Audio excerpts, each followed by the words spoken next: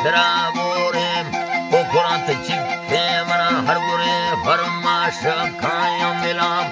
अंगला बाजे नखना शौकीन के मोहब्बती जरूरा रंग तमाम संगाल हजार खाने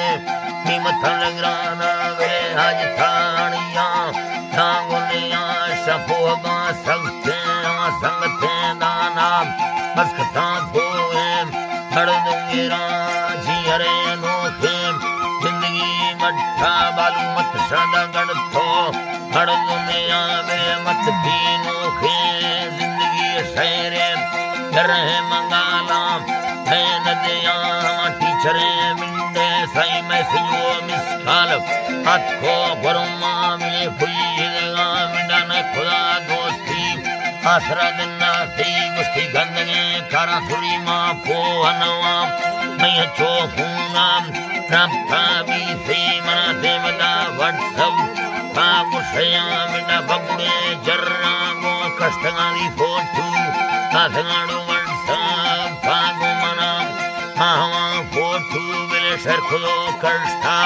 दुबरा मंगल दान ठदया सोना नजरम पड़ता छोरवी तिप्पान मइज़ता थैया सोना ध्यान खना संग तो दोस्तानी खदर स्तेनेगा भी खदर मंडेगा वदनिया अगत सवाम खुल्लान का गोठरी प्यारा नामगी बंदा कर दे के सखना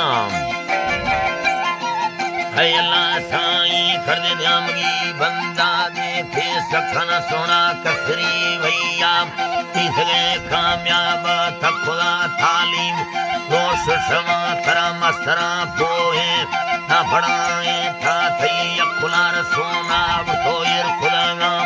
हैदा हाल वाले मिले वो थला रवशाम कंदगा थैया इनका बुल्लर शाम चुखले योड़ा तरा डोबरा खदाश्ते थई रक्त सुल मरला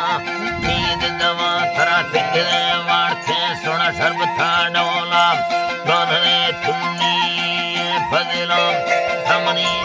सोना नरवे जाला मई लगा लिया याद मखाती दरखवमी जोड़ा जरा बंदे निगुरे चिंते धारनवा पावरे सचरंद्रिय दा वक्बराए थे मिले खने दो सदी निधमुला नयना खने दो सदी मिले निधमुला नयना छोरगी फना सोना ने कोई मना हाले धारते यार है मना मदर्श की हमें सारगो था खाम है मना चाली कांतिल कामना मैं फना बट सोना यदर मैं फना दीरे आस्थे जिया हमारी दोस्त दिया मैं फना बट्टा वक्ते मना थई जहीर नैला मर संग था दोस्ताम ते खरवा मिले मरवा बर्रे लगरा के निंदा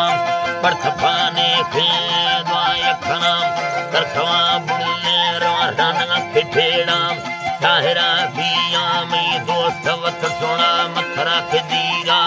किलगा गिंदा मई दीदगा साड़ते आ फरशा मिले बाथवा साड़ते और कहानी चिट्ठी मना जिंदगी खलबू खाया मिला जबरे नाउली वर सद खिल्ला मा तुबरा अट्ठा देव थबाम खयला साई मा तुबराडो अट्ठा